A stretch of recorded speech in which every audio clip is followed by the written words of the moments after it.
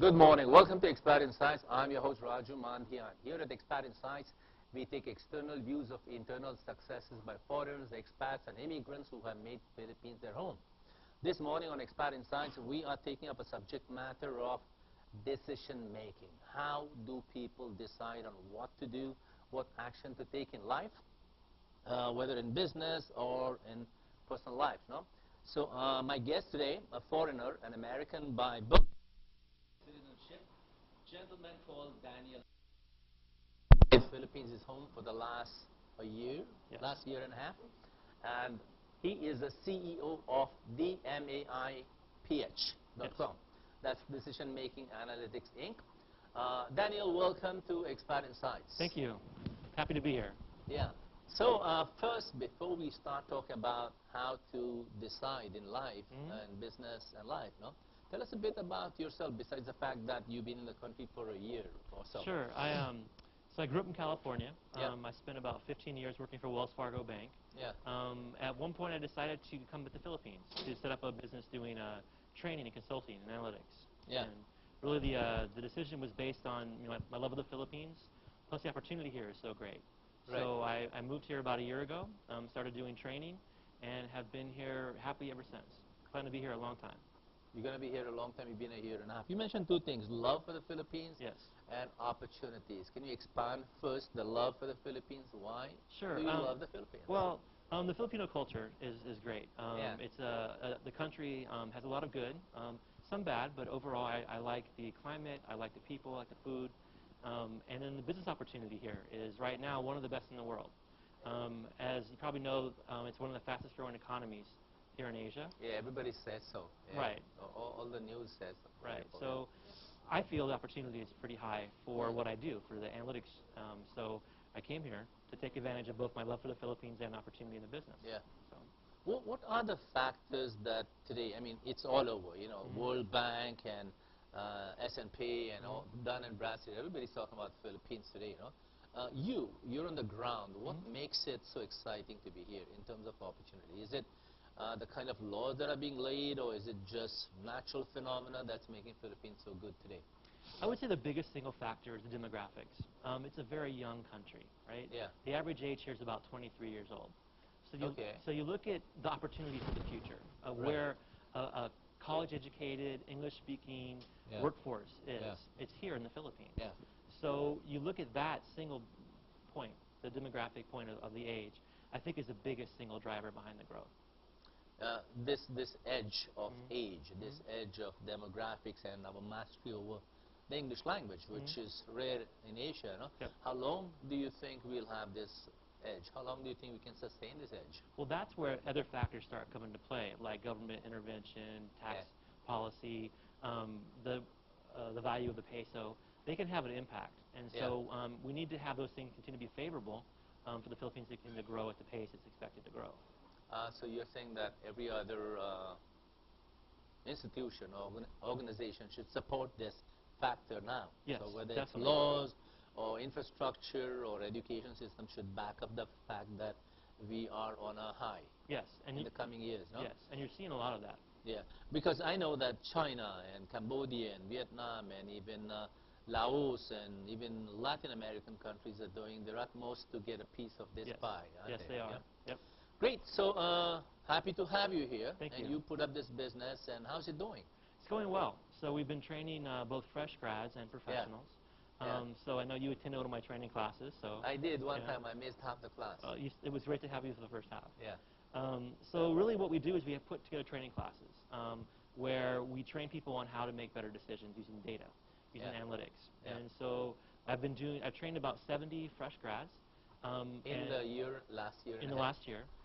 And we do in small batches. So what we do is we train them in how to use analytics tools, how to do better decision making. Yeah. Then we help them find jobs. And we found that over 50 of the 70 have already found good jobs as analysts in companies like Convergys, Accenture, really big companies. So it's been very successful. So give me a big picture view on the subject matter of analytics. Sure. What is it? I mean, At its simplest, analytics is about discovering patterns in data and then doing something with that discovery that involves moving decisions. So I always sum up analytics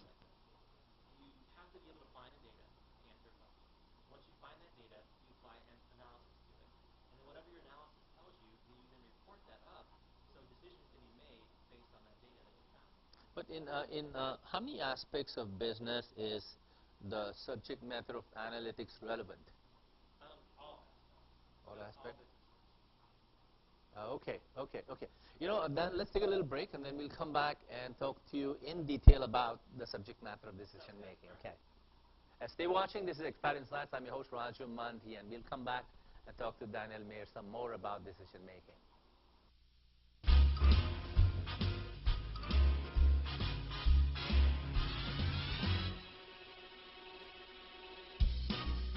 Good morning. Welcome back to ExPat InSights. I'm your host, Raju Mandhyan. I'm talking to Daniel Meyer, the CEO of DMAI.PH, Yes. DMAI.PH, and we are talking about powerful decision making, how to make choices and decisions in life. And so he just gave an overview about analytics. So, Daniel, go ahead. I kind of stopped you suddenly there. Yeah. Sure. So really, analytics is about finding data, Yeah. Analyzing that data, and then reporting or communicating it to be able to influence decisions. Okay. So when you look at every business, they have data in their business. It's a matter of what do they do with it? How do they access it? How do they make decisions off of it? And really, that's what analytics is all about. It's about harnessing that data to be able to make decisions. Give me an example of what kind of data does a retail business have? Okay. So, for example, competitive data, looking at your competitors, right? So say you own a Sorry store, and there's 3 other stores on the same block as you. Okay, that's a very good example. So 3 Mama Mary show and Papa Mary show Exactly. and Tita Mary show. Exactly. Okay, yeah. So you want to know how much they're charging for a can of soda, right? Okay. So that you compare comparatively. Oh, you want to know how the other 2 are charging, Right, the competition. right. Okay. So you leverage information on their business plus your own profits and what you need to do to charge to make money. But all that together would be taking the analysis of the data and coming up with a price point to price your soda. That would be one aspect of Yes. it. How about number of people walking into the store, number of people walking out in the store, hours of the day, days of the week, and all of that. So all of that. Yeah. So if you can capture that, then you can use it to help your decision making. Right. So ideally, you'd have some kind of tracking sheet that shows how many customers come in during certain buckets of time. Say, for example, every hour of every day. And then you can look at the pattern and say your busiest time is Tuesday afternoons because that's when you want to staff up. Whereas maybe your slowest time is Sunday evening. Maybe you just need 1 person in the store on those times. Right. Now, so gathering this data is a Herculean task. It's too much detail, is it? It used to be very challenging for some businesses. But there Yeah. are tools that allow you to do it much quicker, much more efficient than ever before. What kind of tools do exist now today for a restaurant? Right. So, for example, you could have a basic Excel spreadsheet that you could track things in. Or you could find a software. And there are a lot of free softwares out there available for things like business intelligence, for counting customers would be something you could do in that where you just have the ability to monitor your sales, put it into a spreadsheet, and then kind of compare that to your customer count. You could do it all through on a laptop or on a desktop using a software much quicker than you could by counting by hand, which you made before. So there you go. Now you say now you have gathered data. Exactly. Different stores, pricing, number of customers walking in for these. You gather data based on whatever touch points you have. Right. How do you go about making a choice? Like, what do I do with this data? I have it. I know Tuesday's busy and Sunday's not. So what are the implication of that? So the implication is what you're going to do with the data is really dependent on what you need to do in your business. It's your strategy. It's your goal. So if your goal is to maximize the hours of your workforce, then you could use that data to figure out your staffing time.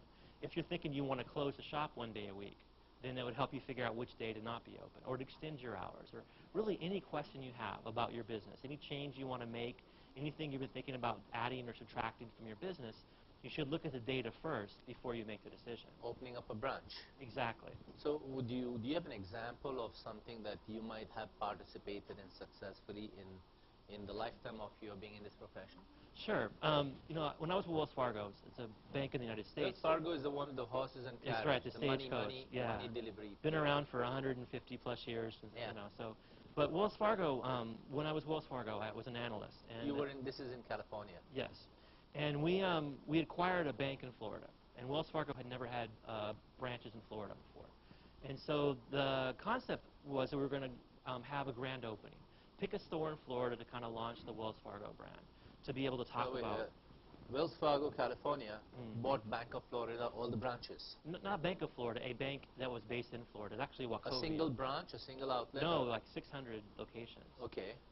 So it was a big merger. Yeah. But the idea was that we wanted to have our product, the money remittance transfer, product, money delivery. exactly, to be leveraged in a new store and talked about in the press and have media and exposure like that. And initially, the idea was that we would launch in Miami, which was the biggest city in Florida. Right. And you look at the population in Miami based on just sheer numbers, it would be a good location to do that. Yeah. But when you look behind the initial population, look at the data, you start seeing some things that tell you maybe you shouldn't go into Florida or into Miami first. You should go into Tampa or Orlando, other cities in Florida.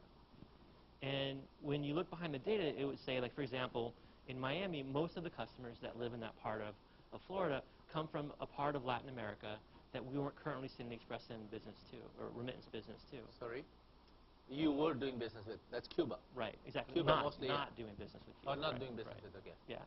So the example really is that by looking at the data, you can see we have a better opportunity based on our customer base if we were to launch in Orlando or Tampa. So we did that.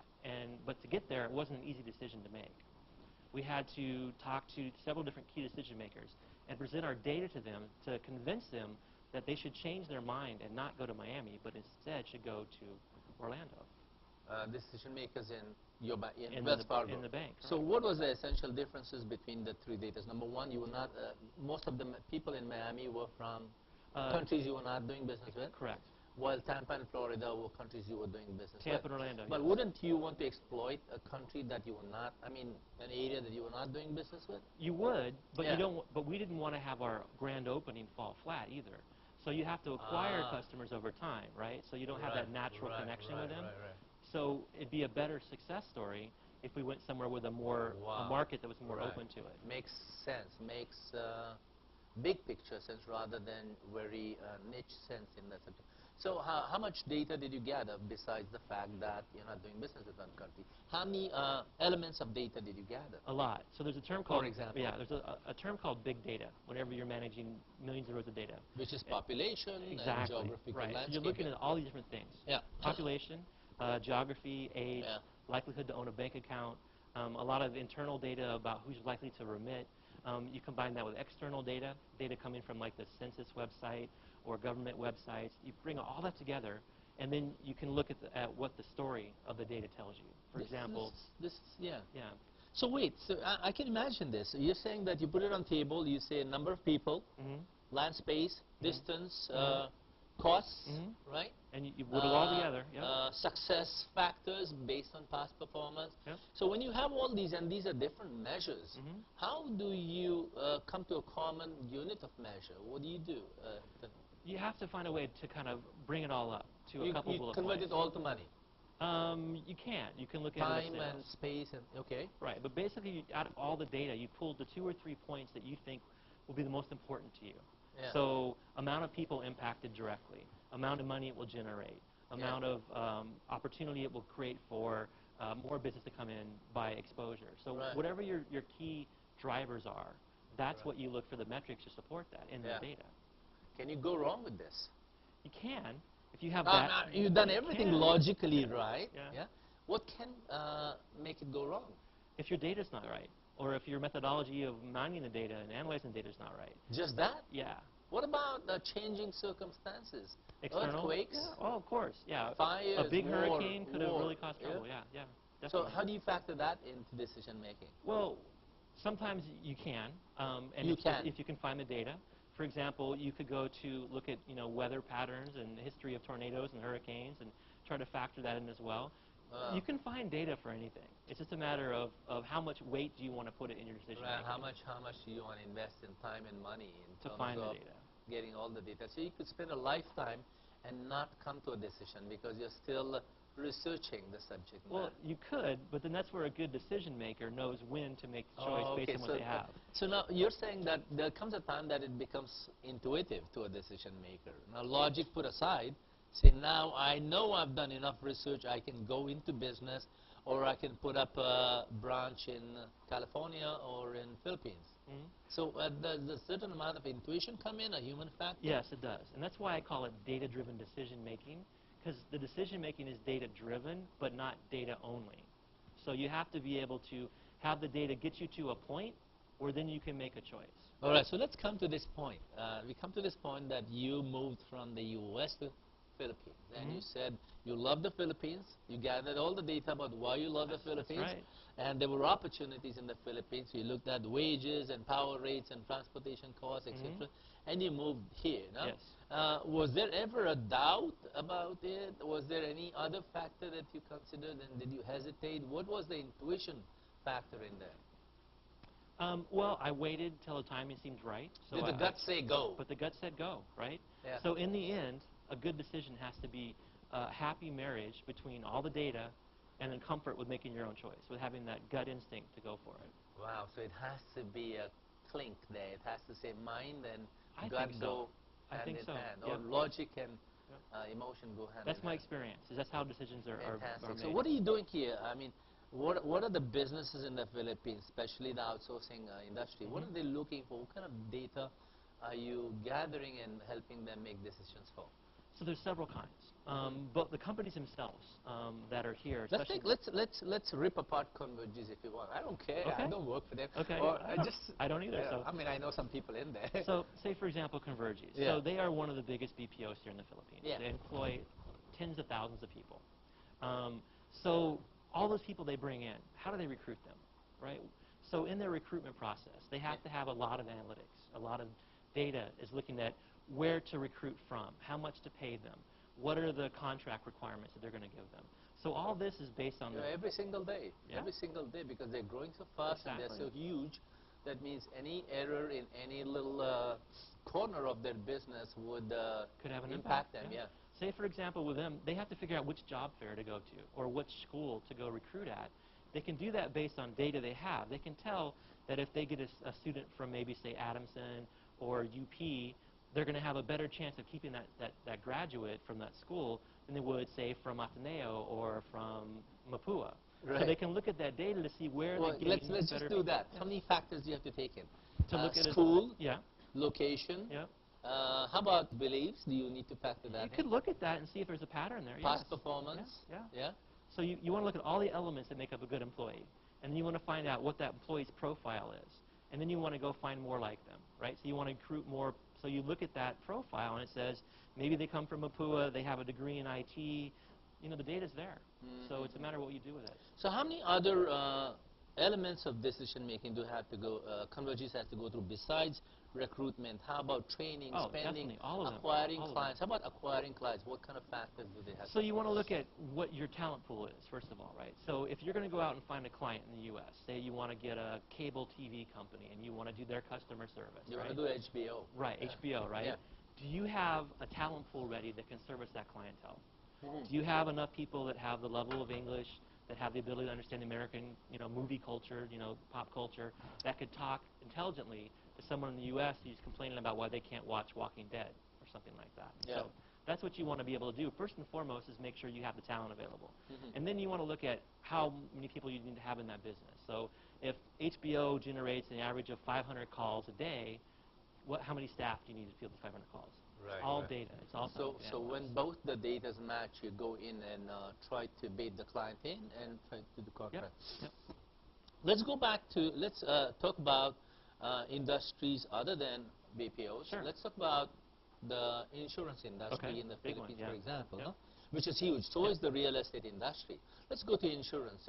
What kind of data, what kind of decisions do they have to go to in terms of serving their clients? So you have to understand. You have experience in the insurance industry. Indirectly. Indirectly. Wells Fargo did offer insurance. So what I would say about the insurance industry in general is you have to know which policies your clients need. So really, demographics is where you start. Who are you trying to sell to? What do they need? So if you're going to sell auto insurance and you're selling it in an area where no one has a car, you're not going to be very successful. On the flip side, if you're selling long-term life insurance Right. and you're in an area where a lot of people live a long time, then that would affect the profit margins on selling that product. Right. So understanding demographics, I think, is the biggest key for insurance analytics. That's one aspect. Any other area in the insurance in terms of service, in terms of servicing old clients, what kind of data? Yeah. So looking at your customer base. So if you have a customer base that's predominantly elderly or older, may not be computer savvy, may not be able to go on the internet to look at their policies. So you may have to do more explaining to them. You have to mail them things or walk them through brochures. Whereas a younger clientele, you could probably say, oh, log on to the website, I'll walk you through how to look up your policy. So having the right staffing for your employees based on who you're going to serve. It's really key. That's a big difference between success and failure. So any part of your training, any part of your education that you provide in decision making, does that also help in the soft side of making choices in life? Definitely. Yeah? So, for example? Where do you want to have your kids go to school? Where do you want to buy a home? Where do you want to work? If you're a Filipino call center agent and you live in Alabang, but you take a job in Ortigas, you're looking at a 2-hour commute every day. Do you want to do that? Maybe you can find a like job in Alabang and not have to commute all that way. So you can look at the data, find out how many jobs are available, figure out who's hiring, give yourself a better chance of where you should look for that job. So that would be an example of using analytics in your daily life. Thinking about but these can all be measured in terms of time and money and distance, no? They But can. what about areas where time and money and distance can't be measured? Like, should I have this baby? From the words of Madonna, should I have this baby, Papa? Yeah. Well, again, you could look at data, but something like that, you're going to lead with your heart. Right. But you could back it up with data, right? You could figure out what does it take to raise a child. What are the projected costs of college education? Right. And try to really put some data in your decision making, so it's not purely emotional. Right. Very good. Thank you very much for that. It does make sense. A decision like that, something as soft as that, if you just become logical about it, you'll be able to make the right decision, the right choice. Hey, Dan, thanks for this. No problem. This is very good. Let's take a little break, and we'll come back and get a little bit about your business. Perfect. And your future in the Philippines. So that's Dan Meyer. I hope you enjoyed this discussion on decision making. It's pretty fast with him, So we'll take a break and come back and talk to him about what the future holds for him and his kind of work in the Philippines. Stay watching. This is ExPat InSights.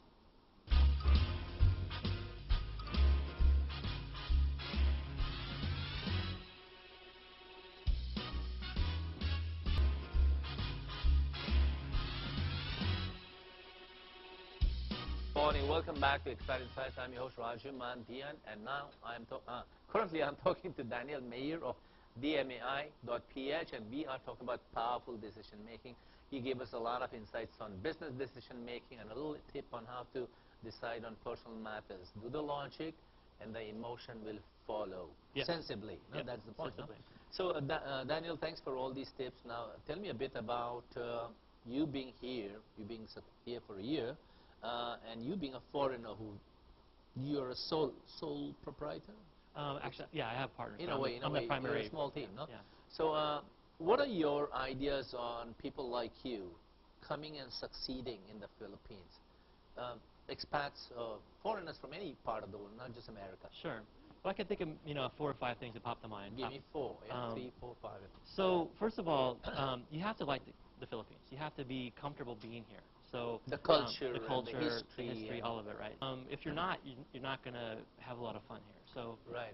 So a Swiss person, for example, people who are used to being aloof a bit, huh? They may have trouble in the Philippines. They really might. But some of them like it. I know some of them here for a very long time. Good. Yeah, I think anybody. If you like people, if you like connections, if you like being social, then you have a better chance of being successful here. I think another thing that's important is do your research, right? Do your analytics. What do you want to get your data right? What do you want to do? Do you want to set up a call center? For who? For what customer base? Who's going to be your employees? Do that before you come to set up the business. Right. So how do you sustain yourself and whatever you want to do? Does the country provide you that terrain, the ground for it? Right. Exactly. So and then you need to find people that can help you. Right? You can't do it on your own here. You've got to find people that understand how things are done in the Philippines. Whether that be people that understand how the government works or understands the geography or whatever. But it's easy to get lost here. The lay of the land. The lay of the land. You've got to have your network. Yeah. So good tip. Yeah. You got to have that. And I think the other thing is you got to be willing to just keep persevering, right? Because you're going to come here and find a lot of things that are different, a lot of things that may not make sense to you Right. based on your own perceptions of So where you come certain from. amount of flexibility and Right. resilience within you. I'll give you an example. The banking system here in the Philippines Yeah. is very different than the banking system in the U.S. How different is it? On the surface, they look the same. But when you go in and you find all the policies and all the different rules about things like you can't cash a check here, even though it's written on that bank, unless you pay a $100 peso fee, things like this, little things that surprise you that you may not be used to. And that's just an example, but... I need to tell you. Yeah? An ATM machine swallowed my ATM card the other day. No fault of mine. Right. Just the machine was Just ate it. faulty. And I was stuck. I needed cash. And I go to the bank and they say, all right, 3 hours later. So 3 hours I'm cashless. In the afternoon, they pull out the card. And it doesn't have my name embossed on it because it was made fat. And I had to pay for a replacement. It didn't make sense to me because I didn't do no wrong. Right. So, does that happen in the U.S.? That does not happen in the U.S. It's right? not my fault, right? Yeah. Your machine did it. It could happen, you know, but it's more likely that little things like that, when they add up every day, could really, certain people, if they're not comfortable with that or okay with that, it could drive them away. So there are some cons that they need to accept. Yeah? Yeah. There are lots of pros too. Yep. A lot of pros. So But 4 points. Yeah. Any more? I think another one, you know, have fun, right? This is a beautiful country. Great beaches, great food, great things to go see. Get out of Manila. You know, don't get stuck in Manila. Go out in the provinces. That's another one I would recommend. Your favorite food? My favorite food, caldereta. It's like a beef stew. Caldereta, okay. I love it. Kambing or beef? Beef, yeah. Oh, okay. Yeah. Thick, brown, Yeah, I gravy. love it. It's so good, yeah. Okay. And now your tips, Dan, that you've been working with a lot of people virtually. You don't really have a staff, no? I have a small staff. Yeah. So what are your recommendations for the growing populace, the young demographics of the Philippines who are the potential here, no? What are your tips for them to succeed in dealing and working with expats coming in? I think one is be open-minded to, you know, make sure that you realize that they're going to come in with different experiences than your own. So be patient. You're talking to young Filipinos like Jenna over here. Yeah, yes. Be patient. Be patient. And I think that's the key right there. After that, one recommendation I would make is work on your English, right? A lot of Filipinos growing up today, they don't have as good English as their parents. That's kind of sad for me to see. But that's our advantage, isn't it? It's still an advantage, but they need to Yet improve. it needs improvement. It needs to improve. Okay, good, Jenna, so, there you go. So, you know, watch more things in English, read more things in English. You know, keep the Filipino, the Tagalog, you know, Yes, embrace sustain that. your culture, yeah. Exactly, but don't give up on the English either. Fine, too. Exactly. And I think the other thing that I would recommend is that, you know, there's so much research available, so much data, so many things you can check out. So if you want to work for a BPO company, go to their website, find out what their culture's like, find out what they embrace in that culture so that when you apply for a job at that company, you kind of know what you're getting into, and so that you don't get there and get culture shock. All right, you don't go in like Hansel and Gretel inside there. Exactly. So that's what I would recommend. I've had, of course, lots of expats here, and one of the things that usually comes up is that how do we, the expats raise this question, they say, how do we change the laid-back attitude? And Filipinos claim that, hey, listen, you know, they don't care for people. I mean, they're so focused on results. So where do we strike a balance between these two? The fact that as a nation, I like a well-balanced life. As some other cultures, we like results. Right. How do we strike a balance? How does Jenna strike a balance here? What do you think? Well, I think... By the way, there's a little girl here. She's watching the show. Her name's Jenna, and she works for Daniel Meyer. Yeah, so that's assistant. who Jenna is. You can't see her. She's right behind the cameras. Yeah, my wonderful assistant, Jennifer. Thank you. Jennifer? Jennifer. Well, Well, okay, yeah, sorry, Jennifer. So that's okay. Yeah. So really, ask the question again, please. I got The question is, between being result-oriented and between being relationship-oriented, Got it. work balance, how does a young Jennifer here adapt to this gap? Okay.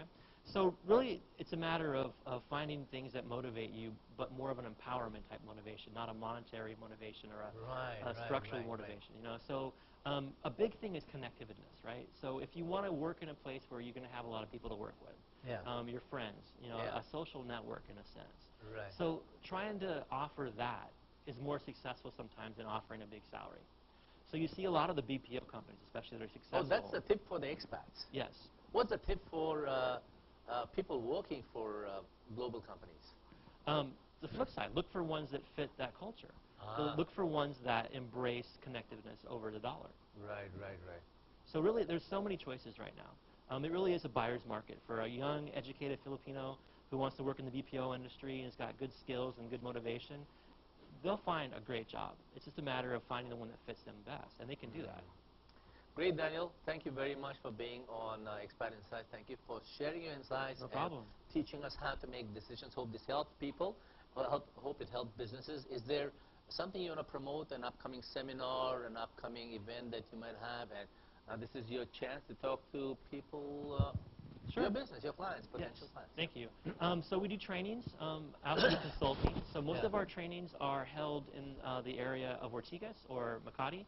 You can go to dmaiph.com or our Facebook page at Facebook/DMAIPH to find out more about our trainings, what the times are and the venues. You also can contact me directly. Feel free to email me, Dan Meyer, DANMEYER, at dmaiph.com, and I'll have someone get back to you, or I'll get back to you myself, with information about upcoming trainings. And as far as if you were interested in learning more about decision making, you can follow us on Facebook. We have a lot of information there about how to use analytics in your business, as well as how to make better decisions. So, okay. Senor, gracias, muchas gracias for De being on nada. the show, and hope you succeed well and help this country a lot more. I hope so too. Thank you so much. So thank you for watching ExPat Insights. I hope you enjoyed this discussion on decision making. Next week on ExPat Insights, we will have the ambassador of Chile, Mr. Roberto Mayorga, and he is going to talk about opportunities for Filipino businesses in Chile. They have a new incentive plan coming up, especially for BPO, so stay tuned for ExPat Insights next Friday morning. I'm your host, Raju Mandhyan. Thank you for watching. Have a good weekend ahead of you. Good night and mabuhay.